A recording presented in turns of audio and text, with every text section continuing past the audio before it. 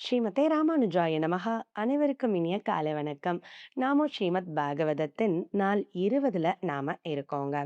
நாமும் பாகவதத்தின் ஸ்கந்தம் 3ல தான் நாம இருக்கோம். விதுர மைத்ரேய சம்வாதம் நிகழ்ந்து கொண்டிருக்குது. மைத்ரேயர் வந்துட்டு விதுரருக்கு இந்த பிரபஞ்சமானது எவ்வாறு படைக்கப்பட்டது அப்படின்ற அந்த விளக்கங்கள தான் முதல்ல குடுத்துட்டுருக்கிறாரு அப்படின்றத நாம பார்த்தோம். இந்த பிரபஞ்சமானது பகவானது திருமேனில இருந்து தான் உருவாக்கப்பட்டது. அதாவது புதுசா உருவாகல. அவர் மேனில இருக்கிற பொருட்களே அப்படியே பிரிந்தது.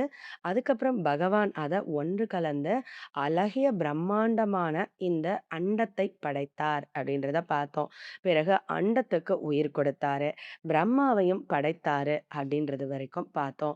அதுக்கப்புறம் பிரம்மா வந்து தனது படைப்பு தொழில எவ்வாறு தொடங்கினார் அப்படின்னா, முதல்ல 5 அவித்தைகள உருவாக்கினாரு.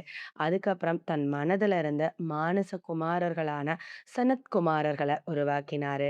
பிரம்மாவினுடைய புருவ நெற்றியில இருந்து வந்துட்டு ருத்ரன் வந்து உருவானாரு. அப்புறம் தனது உடல் உறுப்புகள்ல இருந்து 10 மகரிஷிகள உருவாக்கினாரு. அவங்க மூலமா நெறைய சிருஷ்டி நடந்தது அப்படின்றதையும் பார்த்தோம். அதுக்கப்புறம் வந்து இந்த பூமியில மனிதர்கள நெறைய பெருக வைக்கணும் அப்படின்றதுக்காகத்தான் தனது திருமேனியவே 2ஆ பிரிச்சு ஸ்வயம்புக மனு மற்றும் சதரூபை அப்படின்ற ஒரு ஆணையும், பெண்ணையும் படைத்தார் அப்படின்றத பார்த்தோம். இவங்க மூலமா தான் இந்த பூமியில மனிதர்களுடைய எண்ணிக்கை அதிகமாக போகுது அப்படின்றது வரைக்கும் பார்த்தோம். ஆனா, இவங்க எப்படி உருவாக்கினாங்க அப்படின்றத பார்க்கறதுக்கு முன்னாடி, காலக்கணக்கு அப்படின்னு சொல்லி ஒரு டைட்டில் குடுத்திருக்கிறாங்க. அந்த கால கணக்குகள பத்தி பார்க்கணும்னு நம்ம பார்த்தோம் இல்லைங்களா? ஏன்னா, இந்த படைப்பு தொழில்லாம் நடக்குதுன்னா, இது எவ்ளோ ஆண்டுகள் நீடிக்கும்? இத உருவாக்குறவங்களுக்கு மரணம்ன்றது உண்டா? அப்படின்ற கேள்விலாம் நமக்கு எழும் இல்லைங்களா? ஸோ, அதுக்கான விடை தான் வந்து இந்த காலக்கணக்கு அப்படின்றது. இப்போ இந்த காலக்கணக்க வந்து 4 விதமா பிரிச்சுக்கிறாங்க. என்ன அப்படின்னா, மனிதர்களின் காலக்கணக்கு எப்படி? பித்ருக்களின் காலக்கணக்கு எப்படி? தேவர்களின் காலக்கணக்கு எப்படி? பிரம்மாவின் காலக்கணக்கு எப்படி? அப்படின்னு சொல்லிட்டு 4 வகையா வந்து குடுத்துருக்குறாங்க. நமக்கு வந்து மனிதர்களுடைய கால கணக்கு தான் வந்து நல்லா தெரியும் இல்லைங்களா? ஸோ, அதனால மனிதர்களுடைய கால கணக்க அடிப்படையா வச்சு இந்த தேவர்கள், பிரம்மாலாம் எத்தன ஆண்டு காலம் வாழ்வாங்க? அதுக்கப்புறம் என்ன நடக்கும்? அப்படின்றத தான் வந்து நாம இன்னைக்கு பார்க்க போறோம். இப்போ நம்ம வந்து மனிதர்களுடைய கால கணக்கு நமக்கே நல்லா தெரியும் இல்லைங்களா? அதாவது என்ன அப்படின்னா, ஒரு நாளிகை அப்படின்னா வந்து 24 நிமிடங்கள் அப்படின்னு வந்து சொல்றாங்க. இதுக்கும் கீழ சின்ன சின்ன கால கணக்கெல்லாம் இருக்குங்க. ஆனா அதெல்லாம் ரொம்ப குழப்பம் அப்படின்றதுனால, நாம நாளிகையில இருந்து ஆரம்பிச்சுக்கோம். இது ஓரளவுக்கு நமக்கு புரிஞ்சுக்கிறதுக்கு ஈஸியா இருக்கும். ஸோ, அப்ப 2 நாளிகை சேர்ந்தா தான் ஒரு முகூர்த்த காலம். 30 முகூர்த்தங்கள் சேர்ந்தா தான் ஒரு நாள் அப்படின்றது. அதாவது 24 மணி நேரம் சேர்ந்தா நமக்கு 1 நாள் அப்படின்னு கணக்கிடப்படுது. இதப்போல நமக்கு 15 நாட்கள் ஒன்று சேர்ந்தா ஒரு பக்ஷம் அப்படின்னு வந்து சொல்றோம். இதே இது ஆ 2 பட்சங்கள் சேர்ந்தா 30 நாள் சேர்ந்தா நமக்கு 1 மாத காலம் வந்து ஆகுது. ஸோ, இத மாரி 1 மாத காலம்னா 12 மாத காலங்கள் சேர்ந்தா நமக்கு 1 வருடம். ஸோ, ஒரு வருடத்துல எத்தன மாதங்கள் இருக்கு அப்படின்றது வரைக்கும் பார்த்துருக்கோம். இது வந்து மனிதர்களுடைய கால கணக்கு. இத நாம அடிப்படையா வச்சுக்கிட்டு மற்றவங்கலாம் எவ்வளோ நாள் வாழ்றாங்க அப்படின்றத பார்க்கலாம். இப்போ நமக்கு 1 மாத காலம் சொல்றோம் இல்லைங்களா? இதுதான் பித்ருக்களுக்கு 1 நாளாமா. இப்போ நம்ம வந்து ஒரு பக்ஷம் சொல்றோம். அதாவது ஆ அமாவாசை அன்னைக்கு தானே நாம வந்து பித்ருக்களுக்கெல்லாம் வந்து தர்ப்பணம் கொடுக்கிறத வழக்கமா வச்சிருக்கோம். நம்ம என்னைக்காவது யோசிச்சிருப்போமா? எதுக்காக அமாவாசைய பர்ட்டிகுலரா தேர்ந்தெடுத்தாங்க?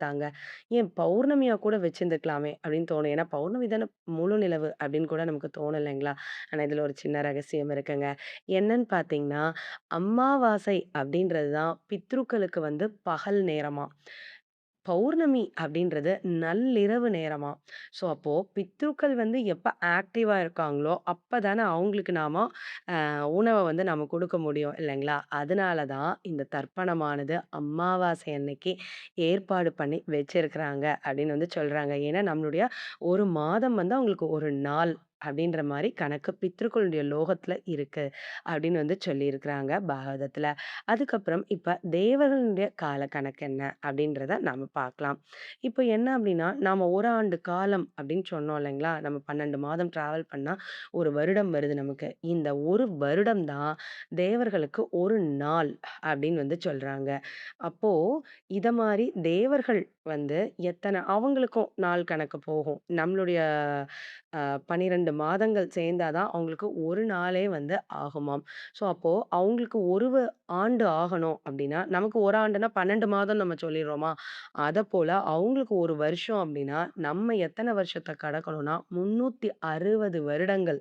நம்ம வாழ்க்கையில 360 வருடங்கள் நம்ம வாழ்ந்தோம் அப்டின்னா தான், அவங்களுக்கு 1 ஆண்டு காலமே முடியுமாம். ஸோ இத போல அவங்க 100 ஆண்டு காலம் வாழ்வாங்க. மனிதர்கள் எப்படி 100 ஆண்டு காலம் வாழ்றோமோ, அதே போல தேவர்களும் 100 ஆண்டு காலம் வாழ்வாங்க.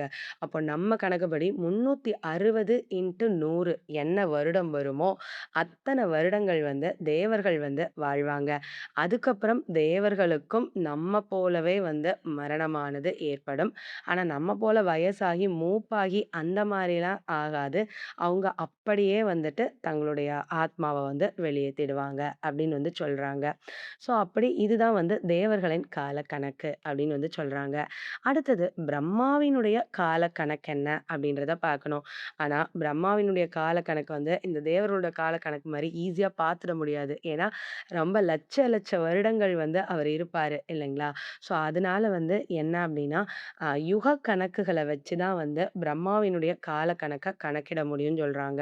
யுகம்னா என்ன? நமக்கு தெரியும் இல்லைங்களா? 4 யுகங்கள் வந்து இருக்கு அப்படின்னு தெரியும். சத்தியயுகம், திரேதாயுகம், துவாபர யுகம், கலியுகம் அப்படின்னு வந்து இருக்குது. ஸோ இந்த 4 யுகங்கள்லயும் எத்தன ஆண்டுகள் இருக்குது அப்படின்றத தான் நாம பார்க்க போறோம். இப்போ நம்மளுடைய மனிதர்களுடைய ஆண்டு கணக்குப்படி இந்த கலியுகத்துக்கு மொத்தம் எத்தனை வருடங்கள் அப்படின்னு பார்த்தா 4,32,000 வருடங்களாம்.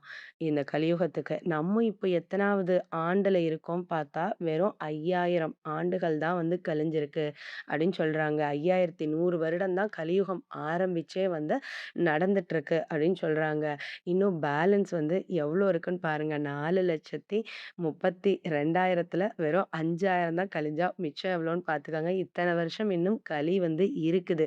இது முடிஞ்சா தான் சதுர்யுகத்தின் கடைசி யுகமானது முடியும் அப்படின்னு வந்து சொல்றாங்க. இப்போ கலியுகமே 4,32,000 வருடமா அப்படின்னு பார்த்தா, அதுக்கு முன்னாடி இருக்கிற துவாபர யுகம், திரேதா யுகம், சத்தியுகம்லாம் இத விட 2 மடங்கு, 3 மடங்கு, 4 மடங்கு அந்த மாரி பெரியதா இருக்குது.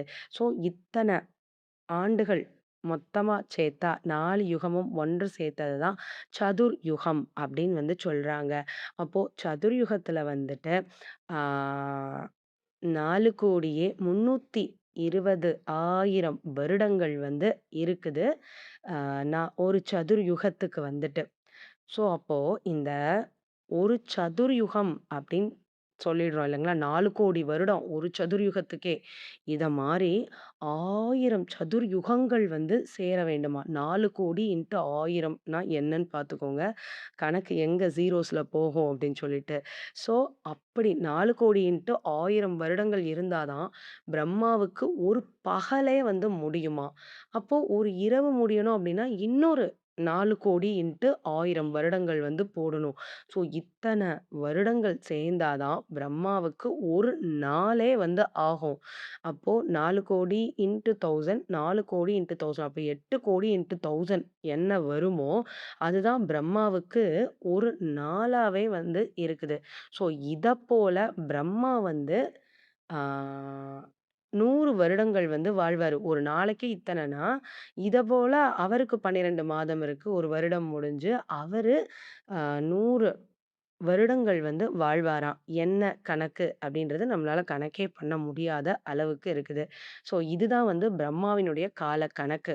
இப்போ திடீர்னு மக்கள்லாம் "உலகம் அழிஞ்சிடும், உலகம் அழிஞ்சிடும்" அப்படின்னு சொல்றாங்க இல்லைங்களா? அதெல்லாம் ஒண்ணுமே நடக்காது அப்படின்னு சொல்றாங்க.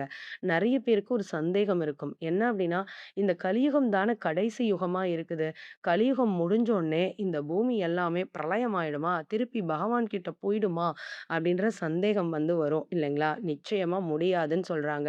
இந்த சதுர்யுகங்கள் மாத்தி மாத்தி வந்துகிட்டே தான் வந்து இருக்கும் அப்படின்னு வந்து சொல்றாங்க.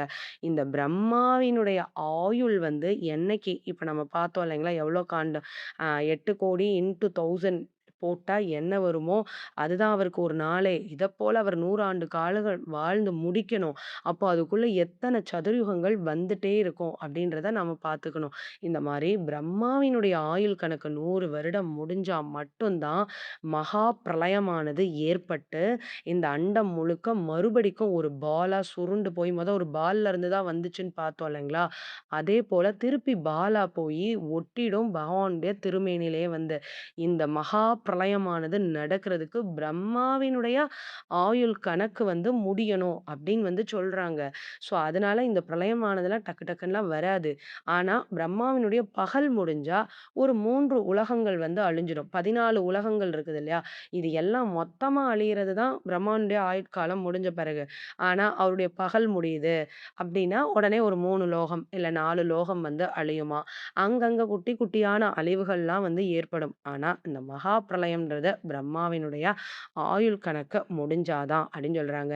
சரி, அப்ப முடிஞ்சா என்ன ஆகும் அப்டின்னு பார்த்தா, திருப்பி இன்னொரு பிரம்மா உருவாவாரு. திருப்பியும் பகவான் இந்த சிருஷ்டிய ஆரம்பிப்பாரு. அப்போ இப்ப இருக்கிற பிரம்மாக்கு எத்தன வயசு அப்டின்னு பார்க்கலாங்களா? இப்போ இருக்கிற பிரம்மாவோட வயது 51 வயது தான் ஆகுதாங்க. இன்னும் பெண்டிங் 49 வயதுகள் வந்து பிரம்மாக்கு இருக்கு. அந்த வயது முடிந்தாதான் மகா பிரளயமானது ஏற்படும். அதே போல் நாம் இப்போ எத்தனாவது சதுர்யுகத்தில் இருக்கோம் அப்படின்னு பார்த்தா 28வது சதுர்யுகத்தில் இருக்கோம். பாருங்க, பகவான் வந்து எவ்வளோ தூரம் இந்த கால கணக்கை வந்து அமைச்சு வச்சிருக்காரு. காலம் வந்து பகவானுக்கு ஒரு கண்ணிமைக்கும் நேரம் கூட கிடையாதாம். ஸோ அந்த அளவு காலத்துக்கு அப்பாற்பட்டவரா இருக்கக்கூடியவர் பகவான் அப்படின்னு வந்து சொல்றாங்க. ஸோ இதுதான் வந்து மனிதர்கள், தேவர்கள், பித்ருக்கள், பிரம்மாவினுடைய காலக்கணக்கு அப்படின்னு சொல்லி நம்ம பாகவதத்தில் கொடுத்துருக்காங்க. ஸோ இந்த உலகம் எப்படி படைக்கப்பட்டதுன்றதையும் அழகாக விவரிச்சிருக்கிறாங்க. அதுபோல் இந்த கால கணக்குகளையும் ரொம்ப அழகாகவே வந்து விவரிச்சிருக்கிறாங்க. ஸோ இனி நாமும் கதையை தொடரலாம். இப்போ என்ன அப்படின்னா, பகவானினுடைய அவதாரங்கள் எதற்காக நிகழ்ந்தது அப்படின்றத பற்றி தான் நாம் இப்போ பார்க்கணும். இப்போது இந்த விதுரர்கிட்ட ஒரு கேள்வி இருக்குது. என்னன்னு கேட்டிங்கன்னா, பகவான் எப்பேற்பட்டவர் அப்படின்றது, இந்த படைப்பு எப்படி நடந்தது, இந்த கால கணக்கு எப்படி இருக்குது, எவ்வளோ காம்ப்ளிகேட்டடாக இருக்குது அப்படின்றத பார்த்தாலே தெரியுது பகவான் வந்து எவ்வளோ உயர்ந்தவர் அப்படின்றது. அப்போது இந்த பிரபஞ்சத்தெல்லாம் பகவான் படைக்கிறாரு, அதனுடைய செயல்பாடுகள் எல்லாம் பார்க்குறாரு, ஒவ்வொரு ஆத்மாக்குள்ளேயும் அந்தராத்மாவாக இருக்காரு அப்படின்னு நமக்கு தெரியுது.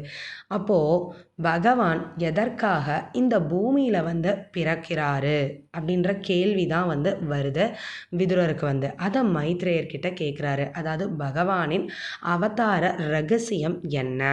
பகவான் அவ்வளோ சக்தி வாய்ந்தவர் இல்லையா? அப்போது அவர் இருந்த இடத்துல இருந்து அவர் மனதால் சங்கல்பித்தாரு அப்படின்னா இந்த பிரம்மாண்டங்களே, கோடான கோடி பிரம்மாண்டங்களே உருவாகுது.